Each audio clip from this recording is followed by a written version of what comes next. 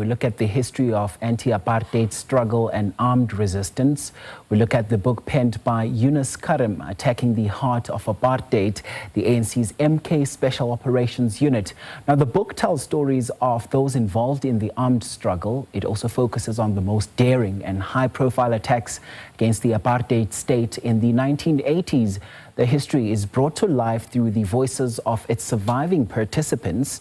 We are now joined by the author of the book, Yunus Carrim, a former ANC MP from 1994 to 2024 and former Minister of Communication. Thank you so much for your time, Mr. Carrim. It's great to chat right here on the program. So this book is remarkable, and not only because it revisits the history of the MK Special Operations Unit, but because it also goes through the voices of the people who lived it all. You know, it brings in oral histories, you know, it often emotional and deeply human, and you've captured all of that texture. You know, as I read, I kept feeling that this is not just a book about operations and strategy, but about courage, about memory, and the costs of fighting for freedom. Just talk to us about the groundwork that you put in to make sure that this was a captivating read. Well, thank you for having me, and good morning to your viewers. Well, firstly, the book is what you say it is. It's the views primarily of those foot soldiers, if you like, of MK, although what's covered also is the views of the commanders. But fundamentally, it's a book about those who were there carrying out the operations specifically. Now, it meant tracing people. It wasn't easy because you'll know that they used MK names, and they used different MK names when they were based in different neighboring states and so on. And tracing them and their cell numbers was enormously difficult. The book was worked through intermittently. You know, I didn't have any researcher, and obviously I chaired some of the most difficult committees in Parliament, Finance, local government on the eve of the elections and what have you. So I worked on it when I had the time, but tracing the operatives was still alive, and tracing those who passed on was perhaps the most difficult of the tasks. But finally, with the cooperation of the only living commander, Rashid, as he was called in MK, and still is called, his real name, of course, is Ismail Abu Baker, and the wonderful work that Ernest Pule, known as T-Man, Opa, Tabang, and so on during the struggle era, with their cooperation and others, Makwale Nyalunga and so on, I did trace most of them, and they are listed in the book. And if others surface, they will be, their names will be mentioned in the websites in which all the material that was used in this book will be put. And, you know, many would argue that stories of such a nature are not sufficiently institutionally preserved. Could your work perhaps be a correction to the official historical memory, or as a challenge to it, perhaps? And what political or ideological stakes did you encounter in simply trying to remember and remember honestly? Yes, firstly, I must say this is a book that was very easy to actually write, because of the wonderful interviews that the 48 interviewees gave me. There's 103 interviews, if I recall correctly, running into 162 hours of recordings with 48 of them. Most of them actually special ops members, but others who knew what special ops was doing, even if they weren't actually part of it. Now, obviously, for them to recall what they experienced and what they felt over 40 years ago wasn't easy. And memory is not always reliable. So as far as possible, I tried to fact-check what they said, counter-check what they said with other interviews who were in the same unit and so on. These were remarkable people, utterly selfless. And it's a lesson for us in the ANC movement that these people were prepared to give their lives.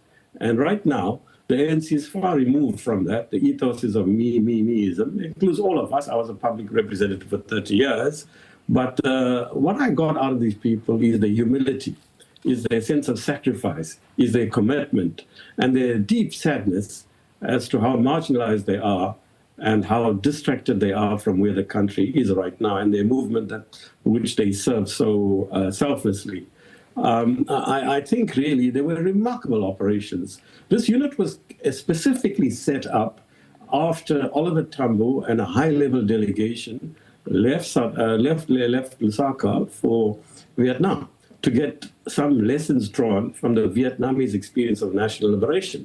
But the Vietnamese told them that our struggle in South Africa is primarily a political struggle of masses. It's the mass movement inside the country and the political underground that were crucial. Armed struggle could do no more than support that and stimulate that. And of course, you can't separate the armed struggle. It's interrelated with and interdependent on the three other forms of struggle. Mass struggle primarily, of course also the political underground, and international sanctions. So if you see the armed struggle as interrelated with the other forms of struggle, you can see the value that it did bring. It wasn't the most important form of the four pillars, as the ANC called it, of the national liberation struggle, but it certainly contributed. And were it not for the armed struggle, I don't think we would have got to where we were in 1994, even though it's the mass struggle that was preeminent. So this book is more a book of those operatives. It's not my book, really. I wrote it up, but I didn't make that history. And I owe them an enormous debt of gratitude. And what has been commented on so far in the 3 book launches, well, 5 that we've had, is firstly, how unknown many of these operatives are. And my sense of them is that they find their self-esteem, their self-worth, through what they did in the 1980s. And they're very alienated from where the ANC is now. But they still remain committed members of it, and they still have faith that it will recover itself. So, you know, I learned a lot that I didn't know. But I also learned a lot about human behavior, our strengths, our fragilities, our capacity for good, but also, you know, our failings. The idea of this book partly is not to romanticize the armed struggle. In fact, to me, it seems the ANC very grudgingly, very reluctantly took up the armed struggle in 1961 when it had no choice. It was banned, as were other liberation movements. There was a Sharpeville massacre where 69 people were killed, many of them shot in the back. There were the state of emergency and other wholesale detentions before that. And the ANC took it up reluctantly. And so it is that the United Nations, the World Council of Churches, a lot of multilateral institutions globally supported our armed struggle because of the modest, temperate way it was done. But not so after 1976. The 1976 generation weren't prepared to wage an armed struggle to bring the National Party government to the table to negotiate. They wanted to bring it down. And many of these operatives, mentioned in this book, were from that militant generation, led very ably by Joe Slovo and Oliver Tambo. The aim of Special Ops, as it was called, was not to carry out routine MK operations.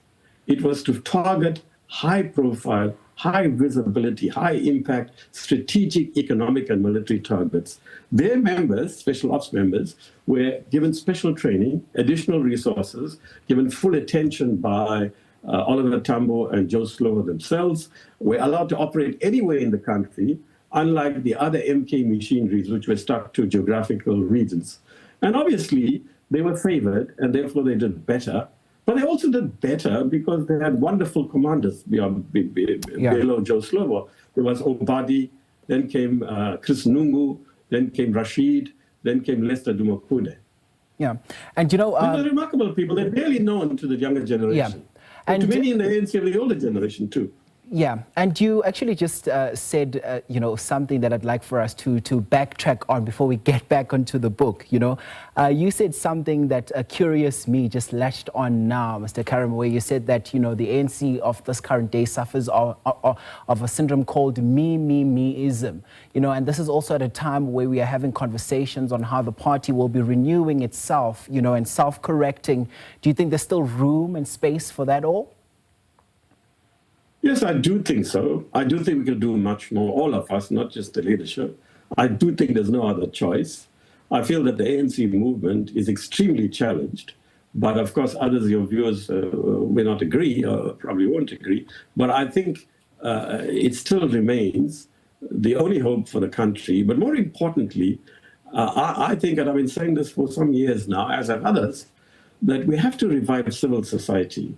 I think the state is too weak. The government is too weak. Political parties overall, not least my own, is too weak to make this democracy work. We need active engagement of civil society in a sort of like dialectic of cooperation and contestation. Where we do good things, the state, you know, I'm not there right now, but I'm in the state, you know, we must have civil society cooperate with it. And where it does stupid things, like corruption and internal struggles and failure to deliver, then civil society organizations must confront the state. I mean, we need another sort of UDF, if you like, in a new environment, in a democracy, different from the 1980s. And the other striking thing, as I speak, it occurs to me about that period, was how non-racial MK Special Ops was. It had so-called coloreds, people of Indian descent, Africans were, of course, the majority, and whites, including whites from other countries. Celine Pastoors from Belgium, Guido van Ecken and Nora Boga from Belgium, Maria Overeem from the Netherlands, Klaas de Jonge from the Netherlands, Nicholas Heat and Bonnie Muller from the UK. Who knows them? These people are prepared to sacrifice and give their lives, just as many of the other comrades in this book were. So, when we talk of our non-racialism, it's linked to our internationalism and our understanding that whatever the class or racial background of people, we can unite around a common goal. All right, Thomas, thank you so much, Mr. Carrim. Unfortunately, we've ran out of time for our chat, but thank you so much for sharing your insights with us right here on the program. Thank you indeed. Awesome.